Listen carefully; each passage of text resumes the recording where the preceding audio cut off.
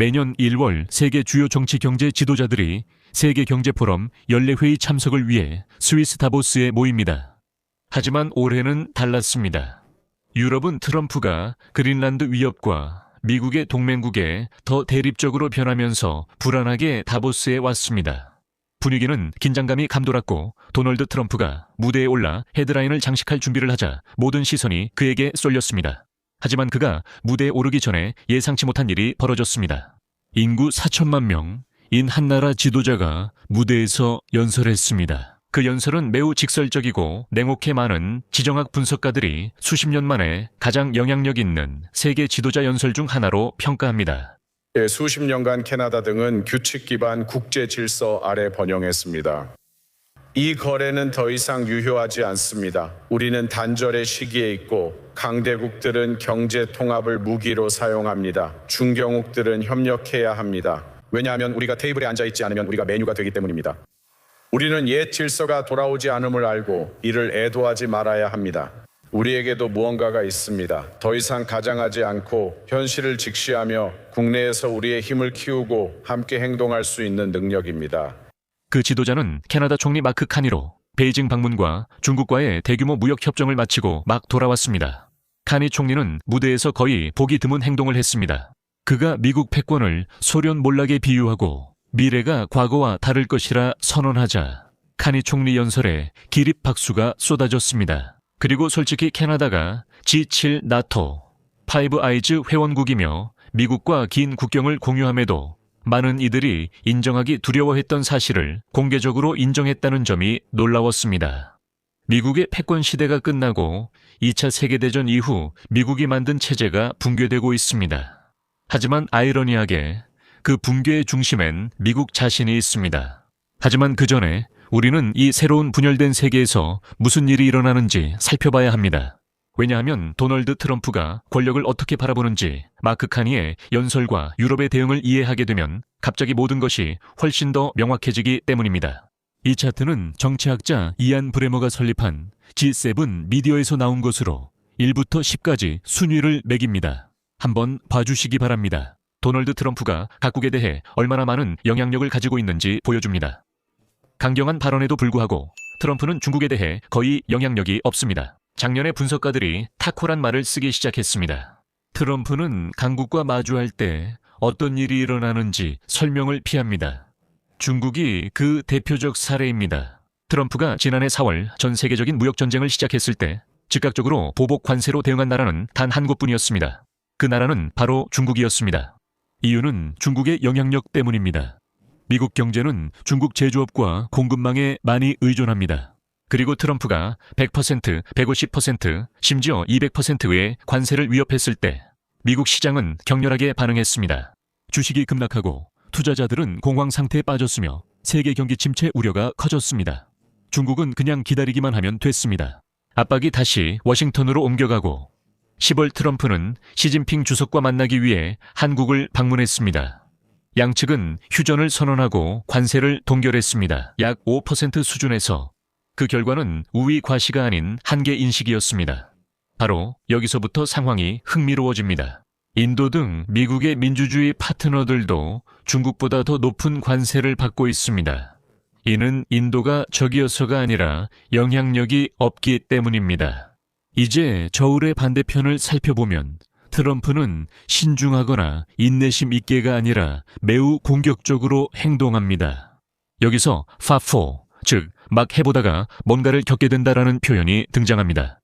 트럼프는 강대국 앞에선 망설이지만 약소국 앞에선 허세를 부리지 않습니다.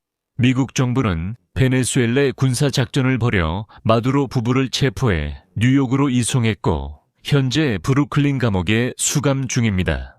베네수엘라는 미국의 영향력이 없으며 보복할 수 없으면 협상도 불가합니다. 그래서 우리는 유럽을 선택합니다. 유럽은 자신들을 미국의 동맹이라 생각하지만 트럼프는 유럽을 강대국으로 여기지 않습니다. 덴마크는 이 척도에서 10점 만점에 7점을 받아 압력이 가능함을 의미합니다. 그래서 트럼프는 덴마크 자치령인 그린란드를 적극적으로 추구했습니다. 트럼프는 최근 나토 회원국의 군사력 사용 가능성을 언급했습니다. 하지만 트럼프가 어떻게 권력을 사용하고 누구에게 압력을 가하며 누구를 피하는지 이해하게 되면 다음 질문이 더욱 중요해집니다. 이런 행동이 실제로 무엇을 만들어내는 걸까요? 왜냐하면 순수한 권력과 효과적인 리더십은 같은 것이 아니기 때문입니다. 미국이 세계를 이끈 건 강해서만이 아니라 다른 나라의 신뢰를 받았기 때문입니다. 수십 년 동안 캐나다와 같은 나라들은 우리가 규칙에 기반한 국제 질서라고 부르는 체제 아래에서 번영했습니다. 이 거래는 종료되었습니다. 수십 년 동안 서방 국가들은 국제 규칙 기반 질서라는 개념을 홍보해왔습니다. 하지만 우리 모두는 비공식적으로 이것이 단지 거칠에 불과하다는 것을 알고 있었습니다. 2026년 현재 중국, 러시아, 이란이 세계 불안정의 주 원인이 아니기 때문입니다.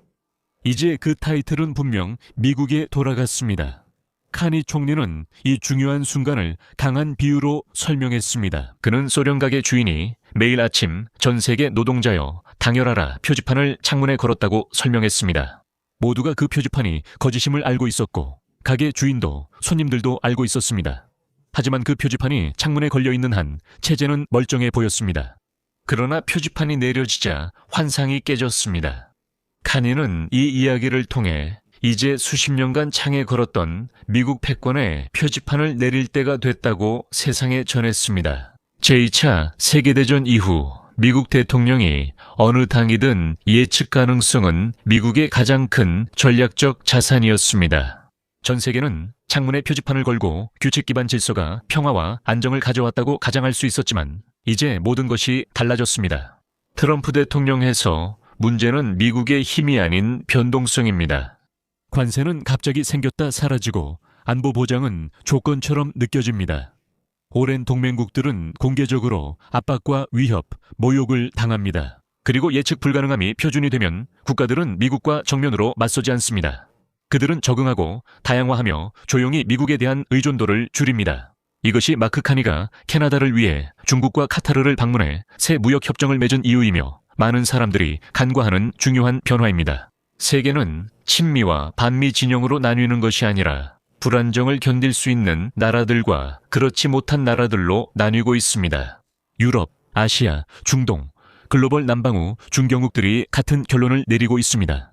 그들은 선택을 원하고 신뢰가 위협보다 중요해집니다. 다보스에서 트럼프는 대담하게 유럽의 그린란드 선택지를 제시했습니다. 네라고 하면 감사하고 아니라고 하면 기억할 것입니다. 유럽 지도자들은 트럼프의 유럽에 대한 일관된 태도를 이미 알고 있습니다. 유럽은 중국이나 이스라엘처럼 타코 영토가 아니며 베네수엘라에 더 가깝습니다. 도널드 트럼프는 압박 기회를 갖고 있습니다. 그린란드 사태가 해결된다 해도 유럽은 도널드 트럼프가 자신들을 어떻게 대했는지 기억할 것입니다. 그리고 파리드 자카리아, 미국에서 가장 뛰어난 정치 분석가 중 한 명이 이를 가장 잘 표현했습니다. 권력은 절제와 함께 행사될 때 더 오래 지속되며 동맹국들이 두려움이 아닌 존엄성을 느낄 때 영향력은 더 커집니다. 하지만 트럼프 행정부는 스콧 베셋, 하워드 루트닉의 말을 들으면 전혀 다른 이야기를 할 것입니다. 그들은 우리 시민들에게 도널드 트럼프가 협상에서 얼마나 뛰어난지 말하고 있습니다. 그들의 세계에 대한 메시지는 트럼프를 보라하는 것입니다. 그는 유럽을 군사행동으로 위협해 협상에 끌어냈다고 합니다. 또 미국은 도널드 트럼프 덕분에 이긴다고 말합니다. 미국은 이미 그린란드에 군사기지가 있습니다. 미국은 유럽과 협력해 쉽게 역량을 확장할 수 있었을 것입니다. 다보스에서 트럼프는 자신이 평화위원회라고 부르는 새로운 조직의 창설을 발표했습니다. 그는 언젠가 이 조직이 실제로 유엔을 대체할 수 있다고 믿고 있습니다. 그러나 벨라루스, 코소보, 베트남, 우즈베키스탄, 헝가리, 인도네시아 등 초기 회원국들을 보면 이것이 세계적 기구의 진지한 대안이 아님이 분명합니다. 도널드 트럼프, 1년 집권 후 남은 미국의 세계적 위상입니다. 권력은 선언이 아닌 정당성에서 나오며 정당성은 즉흥적으로 생기지 않습니다. 반면 중국은 트럼프의 평화위원회 초청을 거절하고 대신 유엔의 충성을 맹세했습니다. 이에 대해 독일 총리가 한 말을 들어보시죠. 중국은 전략적인 선견 지명을 가지고 대국의 반열에 올라섰습니다. 미국의 세계적인 주도적 위치가 위협받고 있으며 워싱턴은 이에 대응해 외교 및 안보 정책을 근본적으로 재편하고 있습니다. 솔직히 말해서 독일 지도자가 이런 반응을 보인 것은 놀라운 일이 아닙니다. 왜냐하면 중국은 세계 무대에서 엄청난 영향력을 가지고 있기 때문입니다. 중국은 120여 개국의 최대 교역국으로 세계의 공장입니다. 도널드 트럼프도 이를 알고 있습니다.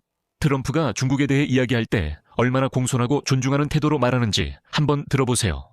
하지만 저는 시진핑 중국 국가주석과 항상 아주 좋은 관계를 유지해왔습니다. 그는 대단한 사람이고 그가 이룬 일들은 놀랍습니다. 그는 모두에게 큰 존경을 받고 있습니다. 다보스에서 중국 연설이 화제가 되어 여러 나라가 중국 지도부를 박수로 환영했습니다. 그들은 미래에 대해 언급했습니다. 모든 사람은 규칙 앞에 평등해야 하며 소수 국가가 힘으로 특권을 가져선 안 됩니다. 세계는 약육강식 시대로 돌아갈 수 없으며 모든 나라는 정당한 이익을 지킬 권리가 있습니다. 중국은 세계 경제와 무역 확대에 힘쓰고 있습니다.